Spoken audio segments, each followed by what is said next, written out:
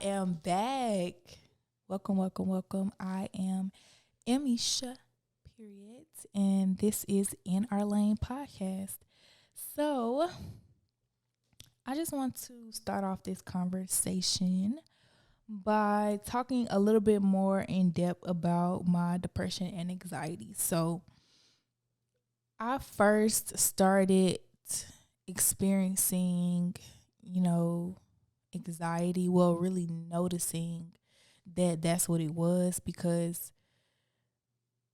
I had a panic attack. So something happened in my life. I believe I talked about my dad getting locked up. I'm not sure because I don't think I was recording at that time. I think I had already stopped recording for the podcast around that time when my dad got locked up. So I may not have talked about it. I'm not sure, but my dad got locked up and I had to get him out because I'm one of the only family members that he has in the state of Georgia. So it's kind of like it was either me or he was just going to be sitting in there for a minute. So I feel like that situation right there just really put me in a weird headspace. And like all my life, I already struggled with my daddy issues, and that situation just really took me over the edge because I already had anxiety and the pressure of what the fuck I'm gonna do with my life because I had graduated from college, but at that time I had just started working with the company that I work with now, and I had took a pay cut, for this job because I've first of all, I've been in the corporate world for a minute now. So I went from one corporate job to another corporate job, but the difference is this new corporate job that I work with now is actually in the media industry. So that's one of the main reasons why I just decided to just go ahead and give it a chance, because even though it's not something that I want to do, it's something that it just looks good on my resume to just be able, like, I work for a media company. And now that I've been working for this company for over a year now, I'm thankful that I did make that decision to take that leap of faith, because now I done got a raise. So now I'm, back making the same amount of money that I was making before. So it's not like it was really a loss. It was really a gain at the end of the day. But back to my main point. So I had just started working this new job, trying to figure out what else I'm going to do to, make up for this pay cut and everything. And just a lot of weight on my shoulders. I was still living with my mom, and it was just a lot. My mom and my dad, they do not get along at all. So having to deal with that by myself, it was just a lot. And I'm not my dad's only child, but my little brother, he's still a child. So he can't really do much either. So it was just a lot on me at the time. And I just felt like, why do I have to be going through stuff like this? You know what I'm saying? Like, why me, Lord? Like, but they say he give his, hardest battles to his strongest soldiers or something like that. So, I had a panic attack because I just was like, I'm trying to figure out how to say what I want to say without coming off a little bit too harsh, but I just felt like at the age of 24, no, I was still 23 at the time. So I just felt like at the age of 23, I just felt like I shouldn't be having to go through this shit, and I just felt like it was just too much for me. I just was over it. Like, I was just like, it's always something. You see what I'm saying? And so I had my first panic attack because I just really didn't know what to do.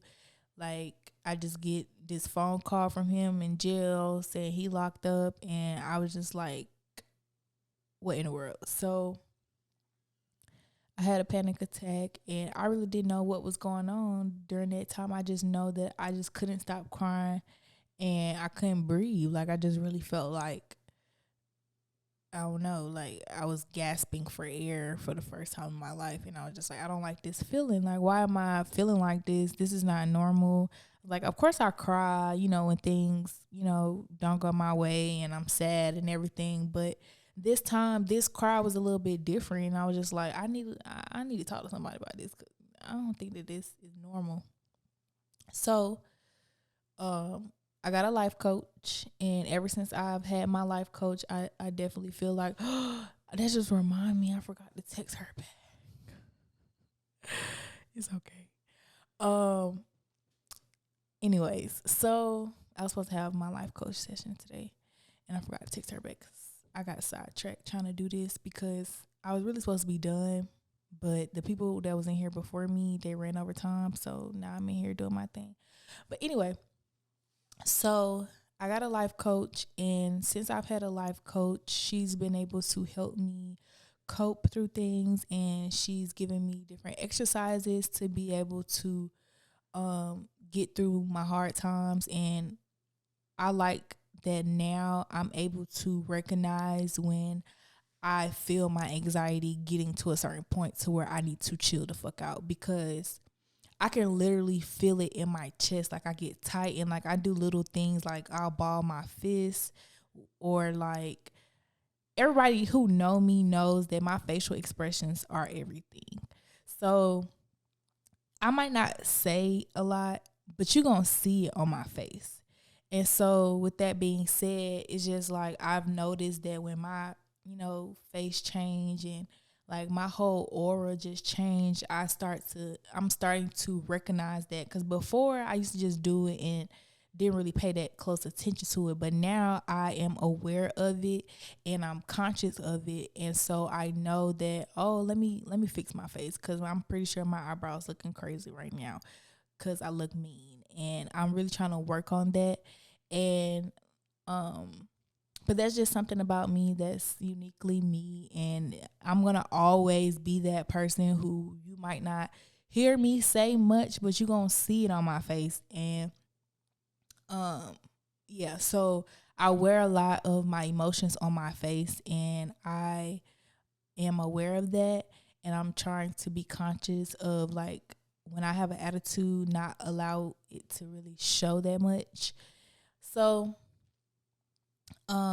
like before, I just thought that, me being sad and not really having the energy to really get up in the day and do anything, I really just thought that that's what it was. I just thought that I was just being lazy, and thought that I was just sad and upset because of something that happened and somebody bothered me, said something I didn't like, or something happened and I can't really do nothing about it because it's out of my control. But it was really much more deeper than that, and it's actually depression. And I'm glad that, you know, I understand that now, because it's just being able to recognize it and be able to know what to do when I feel that coming. I have to separate myself, and I have to isolate myself and get myself together and take the time that I need in order for me to be successful in anything, because I can't just, I can't and I won't. I'm not going to say I can't. I will not um no longer just push things to the side and hold things in and ignore how I feel. If I feel it, I'm going to analyze that feeling. I'm going to jot down how I'm feeling. I'm going to talk about it. And that's another thing that I feel like this podcast was very helpful for me during that time when I was recording, was because it was allowing me to just vocalize how I feel about things and speak about, things in a mature way. And what I do now, instead of just reacting, because I feel like that's what a lot of us do. We just react. Something happened and you just react. You don't even think about what you're doing, what you're saying, and then after the fact, if you do something stupid, you just feel like apologizing for it is good enough. And I just feel like that's bullshit. But I feel like we control how we react to certain situations. So once I realized that I have the power to pretty much control how things go. Um, I really like to, think before I act, and I really think that that has been beneficial to me in my journey of my anxiety and my depression. I feel like if you also are going through similar things to where it's hard for you to get up in the morning, or if you're sleeping too much, or you're not sleeping enough, if you're always anxious about something, feel like something always happening, if you're having thoughts about hurting yourself, if um if you just need somebody to talk to, I definitely suggest getting you a life coach, because a life coach is different than an actual therapist. I feel like a life coach is more so of someone who shows you how to navigate through the challenges that you face in life, and how to restructure your thinking about how you respond to the things that happen.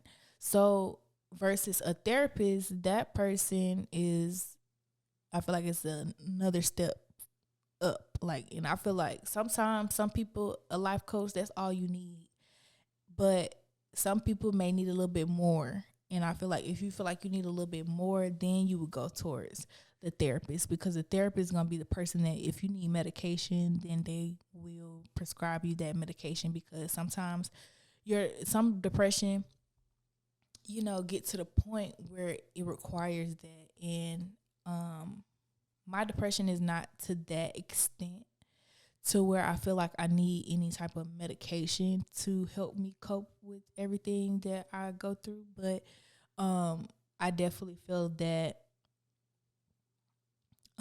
my life coach is very, very beneficial, and I need to stop missing my appointments, because I'll just be doing something and I'll literally be right there on my phone finna text her, and then I get distracted and forget to text her, and I miss my appointment, and I be so upset with myself, because time management is something that I have always been good with.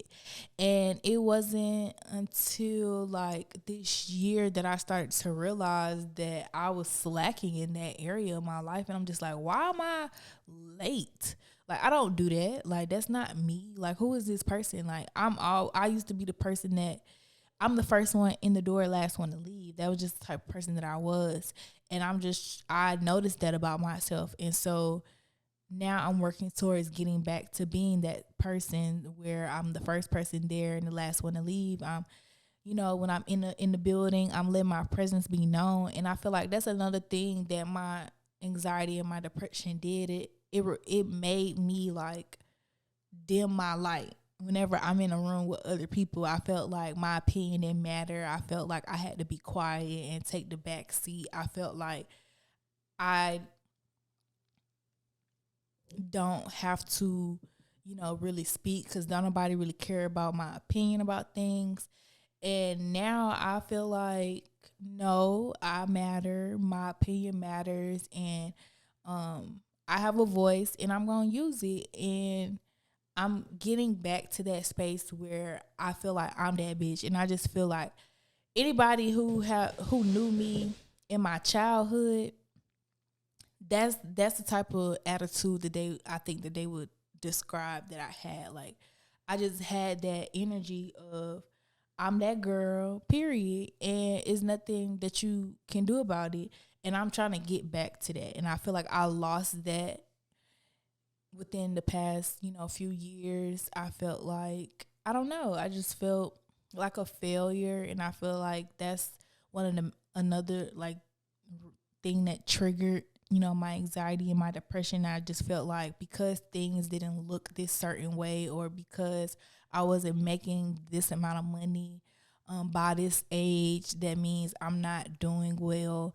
And I just feel like that's a fucked up attitude to have, because if all those things is what you look at to equate your success, I feel like you'll never be happy. I feel like it's never going to be a dollar amount where you're going to be satisfied. So I just feel like if I kept looking at those things to feel happy and feel secure within myself, I was never going to be happy. So that's why I feel like now I have a much better attitude, because I shift those thoughts and shift those narratives that I was trying to tell myself, that I wasn't good enough and that I didn't have what it takes to get to where I want to be. And so, yeah.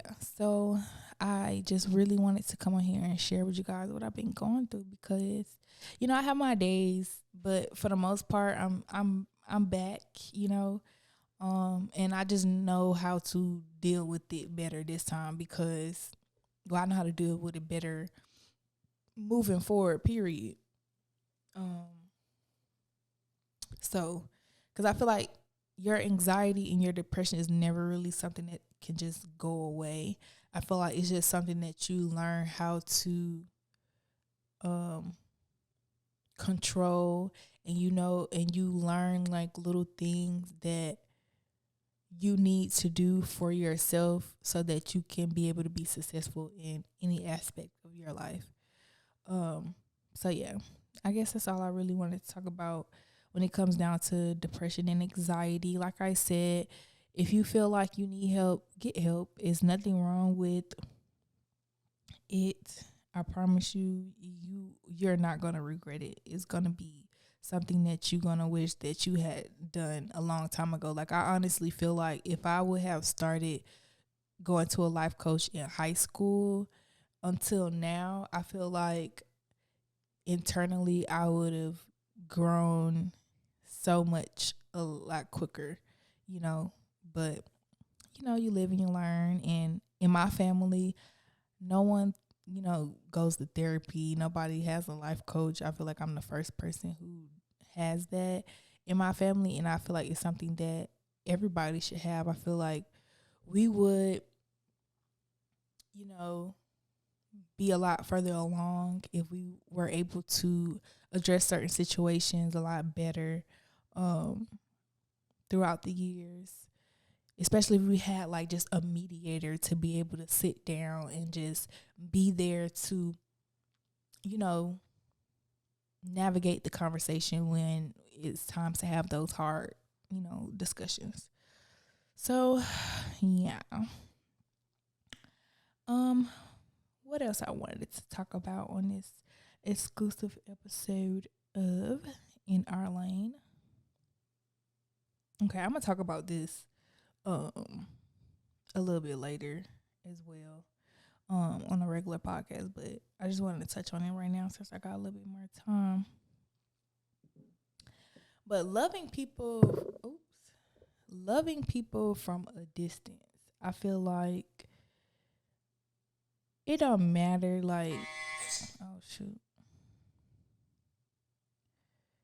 hold on, I'm trying to get this live going. I feel like I need to touch up my lipstick too while I'm at it. My curls don't feel,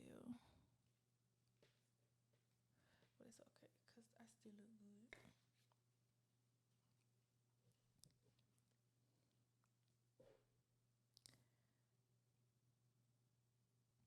All right, I'm back. So I wanted to talk about loving people from a distance. So for me in particular, I love hard. Like, first of all, it takes me a minute to even let my wall down, to even let somebody to get into my heart and get into my space for me to even love them for real. Like, I have a real tough shell. So when you first meet me, a lot of people tell me when they first meet me, they feel like I got a stank attitude. They feel like I'm just mean, and they feel like I'm just a hard person to get to know. But as soon as I let that wall down and they really get to see my personality for real, they be like, dang, like, you really fun to be around. Like, you really funny, and like, you cool as fuck and everything. And so that's because it's just, I have to watch people. Like, I'm a people watcher. I watch how you move, I watch how you talk, I watch how you treat other people, and based upon that, that will determine whether or not I feel like you checked off the initial marks for me to even open up to you. And I feel like a lot of people, they do a good job at putting on this persona and acting like they are one way when really they are another in real life. And so for me to even get to the point where I feel like I love you, and to the point where I want you to be a part of my life and I invite you to my home, it takes a lot for me to get to that point. So if I do that, that means I really trust you. That means I really love you and I really care about you. So it just be irritating me when people do certain things and I have to push them away. And it's like, it's not that I still don't love you. It's not that I still don't care about you. It's that I'm good on you. Like, for real, like, you can continue to live your life, and I just have to separate myself from you because you don't benefit me at the end of the day. So even if I love you, even though I still care about you, at the end of the day, I care about myself the most, and I have to take care of myself and make sure my mental good. So it's like, if you're doing some shady shit, if you're doing some shit that I don't like and that I don't agree with, I'm gonna have to just step aside and love you from a distance. And I'm the type of person is like, once I'm done, I'm done. It's not no going back and forth about it. It's no, I hear you. I accept your apology. I forgive you and everything, but I have to put myself first because it's the principle of the situation. And I always say that it's always the principle of the situation. If you don't respect me enough to treat me a certain way, I can't mess with you. Like, it's just like, even as far as like career wise, like if I'm working with you and I see you do certain things that I wouldn't do, or you treat people in your business a certain type of way, that's fine. I'm not gonna talk bad on your business. I'm not gonna talk mess and be on my podcast, be like da da da da or nothing like that. I'm just gonna separate myself from the situation and move accordingly, because I just don't like to be associated with people who be doing shady stuff. Like, I don't know. I just feel like a lot of people, they have to go through their own shit to learn their own lessons that they have to learn. And I just feel like sometimes it be too much. Like, I feel like a lot of people think that just because you love somebody and because you've known somebody for a period of time that you got to stick beside them. I do not agree with that. I do not feel like you have to stick beside somebody. I don't feel like you have to stay in it. Like, that's even like as far as like relationships. I just feel like it don't matter if you married to this man. If that man not treating you right, let him go. Like, if your friend not being a good friend, let that bitch go. Like, it's gonna be hard because honestly, your friendship breakups is just as hard as your romantic breakups. But at the end of the day, if you don't love yourself enough to require people to respect you and require people to love you at the standard that you deserve to be loved, they gonna always feel like they could just keep coming back and doing the same things that they've been doing. And that's one of the hardest lessons that I had to learn. I feel like because I love them, or because they're my friend, or because we've been together, that means I gotta make it work and I gotta give you another chance after another chance after another chance. I feel like once you show me who you are, I'm gonna stick to that, and I'm gonna just have to love you from a distance, and that's just it. So, I think that's a wrap for today. I just wanted to come on here and drop a few little gems just to have some content to drop. Let me know how y'all feel about loving people from a distance, and have you ever had a situation where you had to cut somebody off and just let them be? And one little thing, I feel like social media is so like, it's so what am I trying to say? It's so engraved in our everyday life now that to the point where if you block somebody, not because you got an attitude or you hate them or anything, but you literally, like, for me, I can't, if I don't fuck with somebody no more, I can't see your face every day because it's just gonna remind me over and over and over again of the situation, and I'm trying to move past it and I'm trying to heal. So I feel like it's so ingrained in this culture that if you block somebody on Instagram, they feel like, oh, she hate me, she got a problem with me, she got beef, she feel like it's whatever. And it's not that. It's just I'm trying to protect my peace. I am trying to just let you live your life and do you.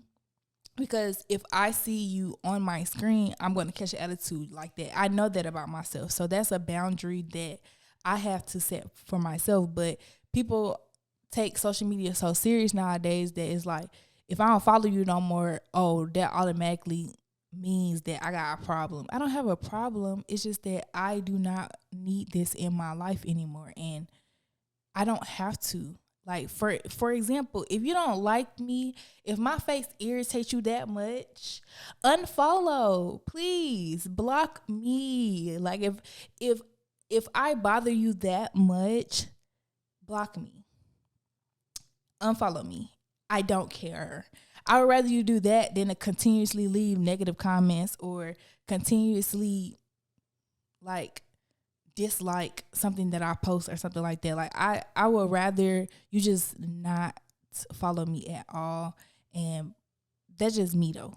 Cause like I had to learn that it's okay to block people. It's okay to use that mute and no longer see their story. Like that's my favorite thing now. Like if I need to let go of this situation, that's my favorite thing to do, because I don't need that in my life no more. So, and I don't want to continuously relive whatever that situation was every time I see you post on Instagram. Now I'm mad. Now my day's ruined because I'm too afraid that you gonna feel some type of way if I unfollow you or if I block you.